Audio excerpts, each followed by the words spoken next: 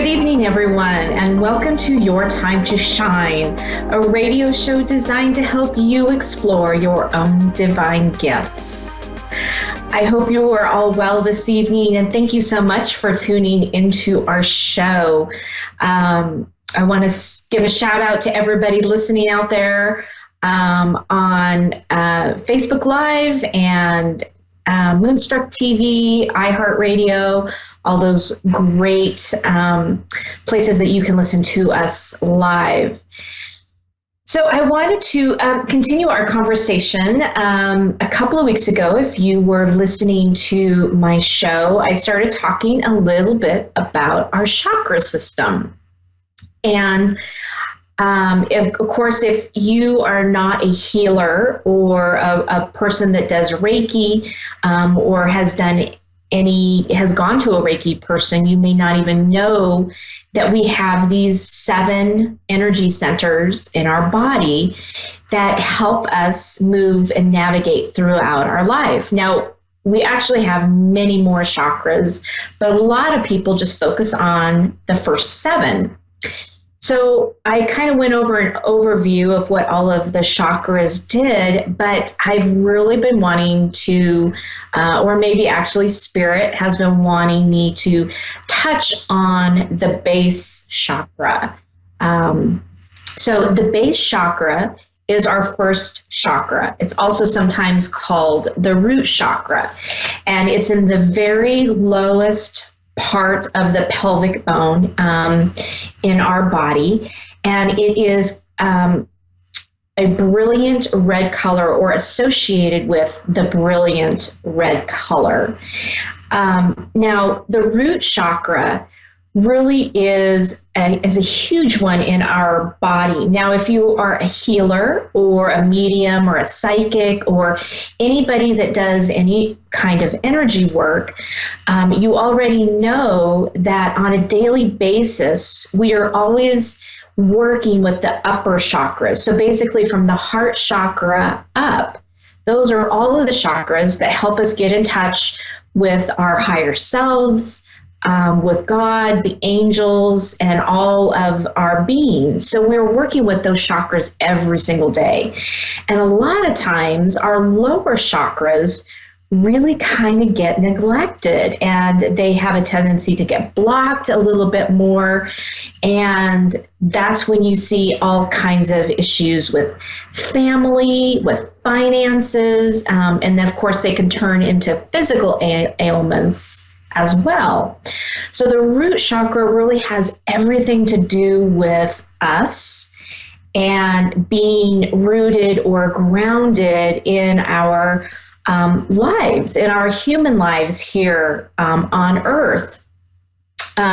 It's also a really deep connection to our heritage.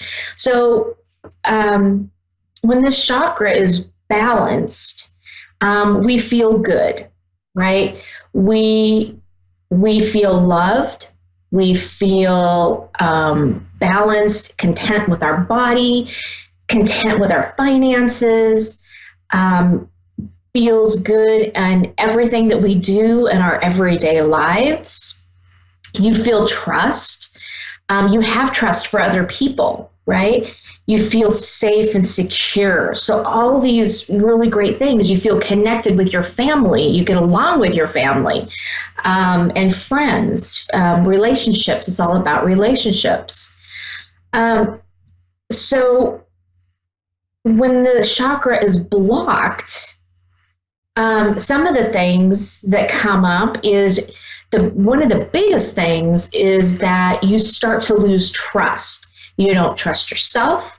You don't trust others. You feel disconnected with family and friends. You have a lot of anger. There's financial issues that come up. You feel like you're not good enough. You feel abandoned. So a lot of these feelings are also connected to the physical parts of our body. So they're connected, the base chakra is connected to our legs, our feet, the liver, the large intestine, and the colon, and the adrenal glands. So if you're having trouble with constipation, or maybe you're having problems with diarrhea, that's all about the colon and the flow and everything to do with your root chakra. The root chakra also has to do with back issues, especially lower back issues. So when this chakra is blocked, our energy flows up through our body from the root chakra. So when our chakra, the base chakra, is blocked, none of that energy can flow up through our body. None of it can connect into any of our other chakras. And so our other chakras then become affected because our base chakra is not working properly. So some of the things that you can do to help with unblocking your chakra and get going is really about moving your body, right? Get out and move your body. Take a walk, take a run. Yoga is fantastic for opening up the base chakra. Dancing is a great one too, for opening up that base chakra. Doing a lot of deep breathing exercises will help open up the chest cavity and will help open up that base chakra as well and start getting things moving through your body. Some of the other things to do to help unblock the chakra is really affected by toxins and chemicals. So even the cleaning supplies that we do that can leach into our skin can affect our base chakra. So eating healthy, taking care of our bodies, taking vitamins if your body is needing some vitamins at the moment, and trying to keep out as many toxins out of the body as possible. All those things are going to help open that chakra up and make it work properly. Another thing you can do is wear lots of red. Red is associated with the base chakra. So eat lots of red foods, strawberries, radishes, peppers, and wear lots of red. Or take notice in the everyday things that you do about all the red around you. Just even taking that into consideration will help. If you like crystals, some of the crystals that will help you through this process and opening up your chakra and balancing it. Rubies, garnets, onyx, and hematite. So if you are a person that likes crystals, grab some of your favorite crystals to help unblock that chakra and keep them close. Put them in your pocket for the day as you're going about your daily business. But remember, if you're really sensitive to crystals, you might want to take all those crystals and move them out of your bedroom space because they can interrupt your sleep. There are some crystals that will help you sleep, but there are others that will, impact that. So I hope that was helpful for you. I know my base chakra and my the second chakra, which is the sacral chakra, is one that I find that I always have to work really, really diligently on in order to keep that up and running and working smoothly. So I hope that helps. If you have any questions, though, you can always run over to my Facebook page and ask me any questions about that on Your Time to Shine Facebook page or Julie YeagerWalker Medium Facebook page. So right now we are going to go to the phones. We have Debbie in Baltimore, Maryland. Good evening, Debbie, and welcome to Your Time to Shine. Hi there. How are you? I'm good. How are you? Good, thanks. What can we do for you this evening?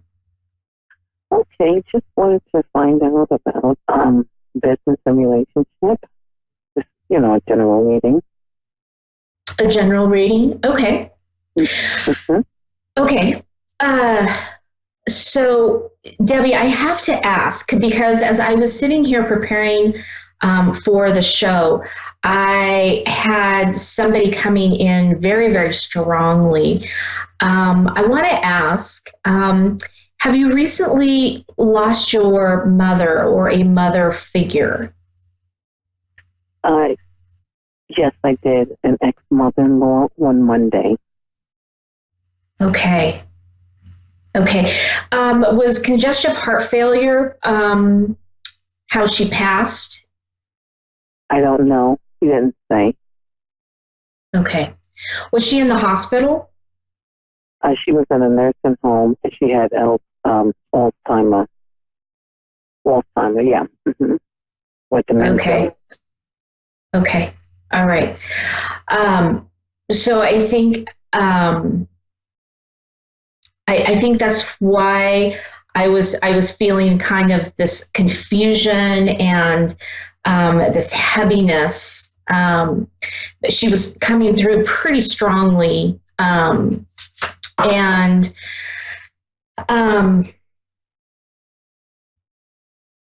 on just a moment. Oh, I'm sorry. Yeah. No, go ahead. Yeah, it's interesting because of the fact that I have not been in her life for 32 years, 33 years. Quite surprised she's coming in so strongly.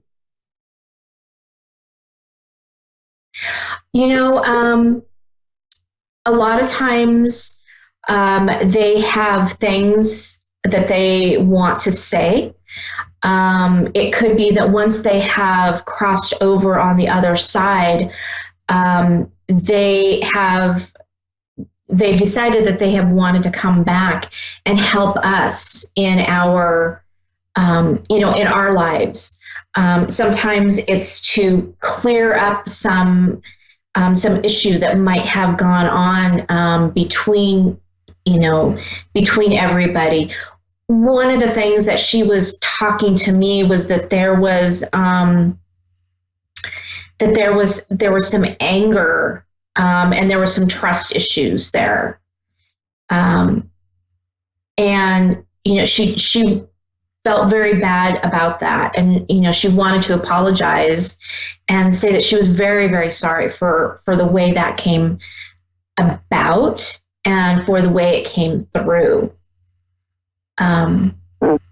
So Julie, it's so interesting because we were always very close, and when my husband and I split up, he had gotten another one pregnant, and so once he got her pregnant, she kind of pushed me to the side, and so from my point of view, I was very angry and upset about it.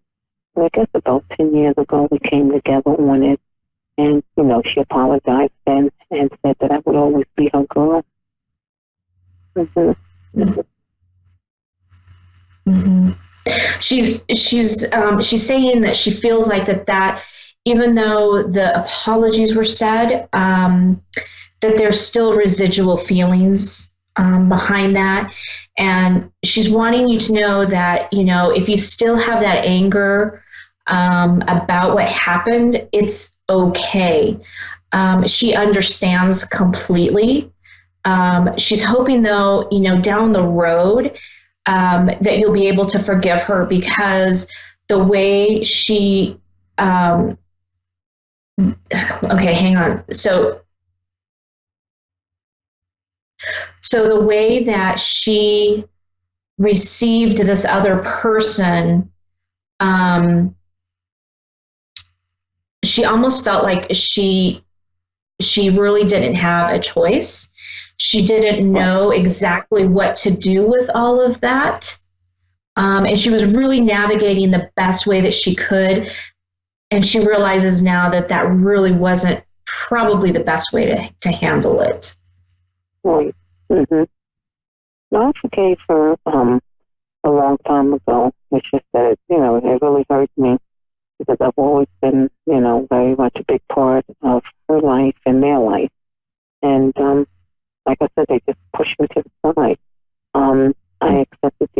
allergy, and when she was in a nursing home, I had intentions of visiting her, but the distance didn't allow me to do so.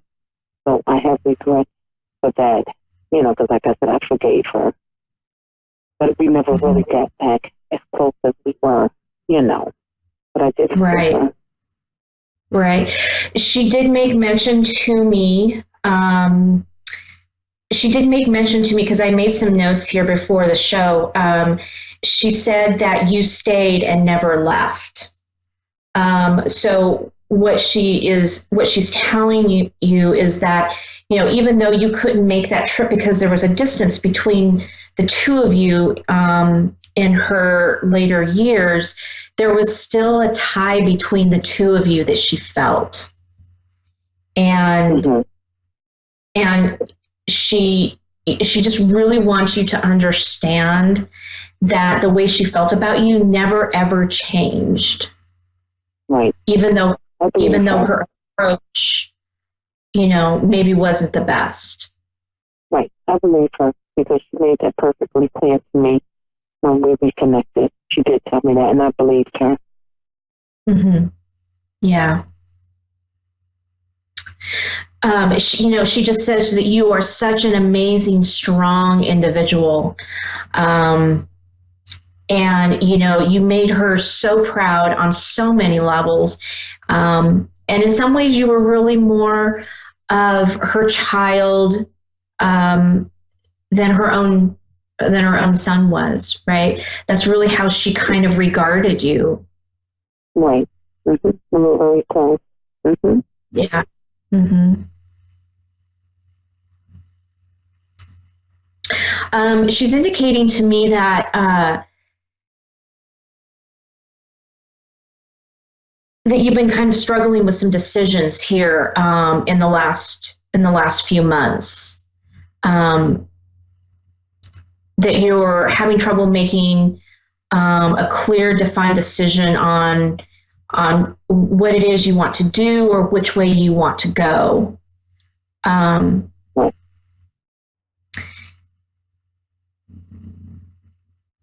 She's saying that you really do know the way you want to go, but you're kind of blocking it because there's a little bit of a fear base around it.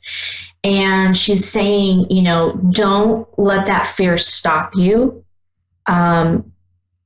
Take your strength that you have and go forward because it's a good decision for you to make.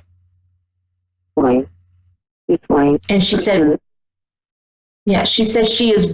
she is helping you and she's guiding you through this process.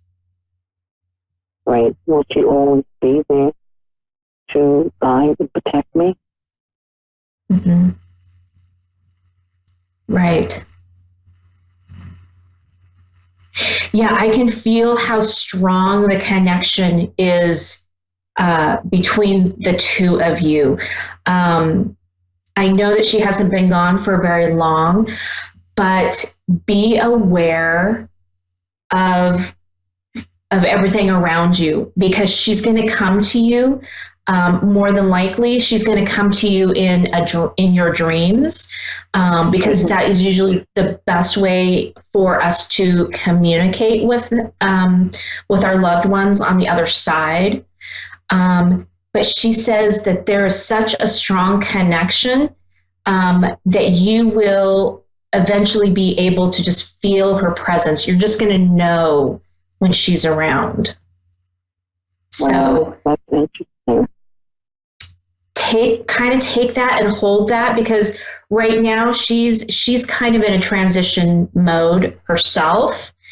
And there may be a little bit of time that will pass and you will maybe feel like she's not around. But what that is once we pass, there's a little bit of a transition period so that we can adjust back to our being out of a physical body versus being in a non-physical body. And so there's a little bit of downtime, a little bit of a rest period, so to speak. But once she gets through that process, I feel like she's going to be coming through to you very, very strongly. Well, Julie, what's so interesting is that even when my mom passed and my mother-in-law passed, this husband's mother, no one has ever picked up anything on either one of them. I'm talking about my biological mother. And then with her, for her to come in so strong, it's like, wow. Another thing, Julie, I haven't heard back, from her son as far as the funeral arrangements are concerned. I wasn't going to go because, it's like 3 hours away. And then I'm going to be leaving to go on vacation for, a week. Would that be a problem? I don't even know if they're going to have a service for her. But would there be a problem if I didn't attend the service? No, she's saying not at all. Not at all. She's saying that really that you guys are going to be able to connect on such a different level.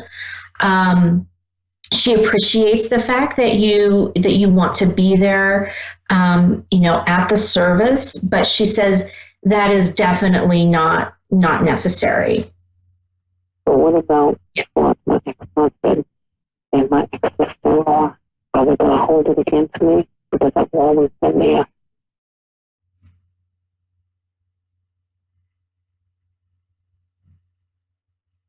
I think your mother-in-law is saying that they might take it a little bit personally. Yes. But she says they will get over it. She says not to worry. Okay. She says the reason you would go is to do it for you, not so much for anybody else. Right. Mm-hmm. Wow. Yeah.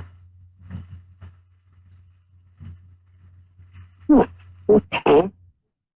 She has I was just kind of sitting here feeling into her energy a little bit. She had a real spunky energy, right? Not necessarily. Really? I wouldn't say that. She's portraying herself to me with a really kind of fun, energetic, spunky kind of energy, she's almost saying, oh girl, don't even worry about it. It's all fine. Don't worry about it. So, it's just this real lighthearted, kind of energy and conversation. Right. Well, I haven't been around her, really part of the family in, like I said, 32 years. And so I don't know unless, her attitude changed. Mm-hmm. But, but like I said, we were very close at, one point. Mm-hmm. Right. Right. She's saying that, the situation that happened with you and your ex, she knows that was really devastating.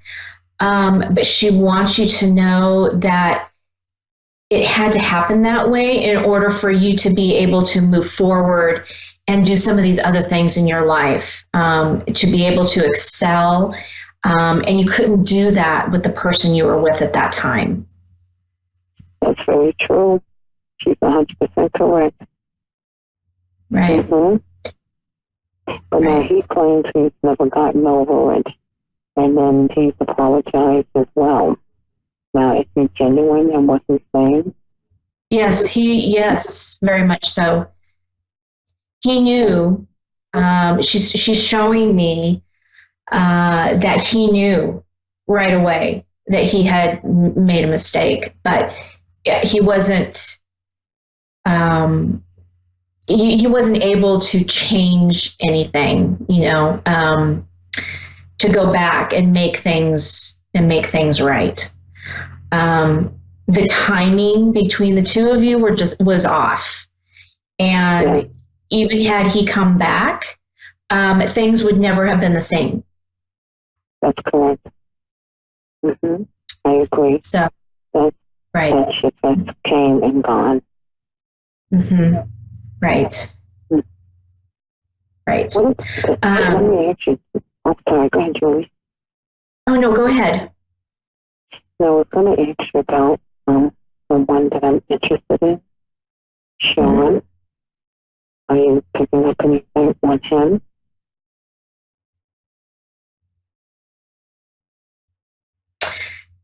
Sean has a very gentle soul, a very gentle side to him.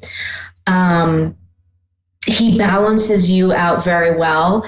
He definitely compliments you, and I think would be a very good fit. Okay. Your mother-in-law is saying yes. Yes.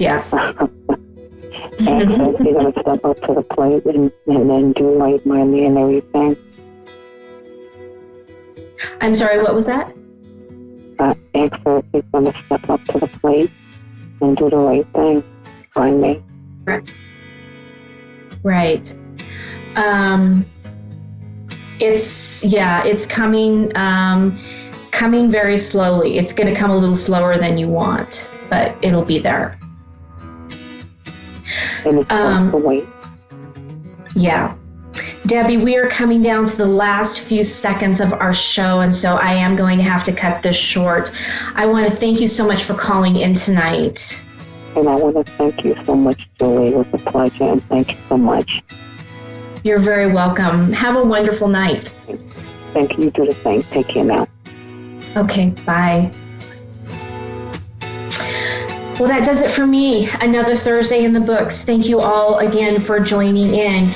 Catch me over on my website at www.wingsofsoulswithjulie. You can reach me on my Facebook page at Your Time to Shine or Julie YeagerWalker Medium. Have a great week, everyone. We'll see you next Thursday.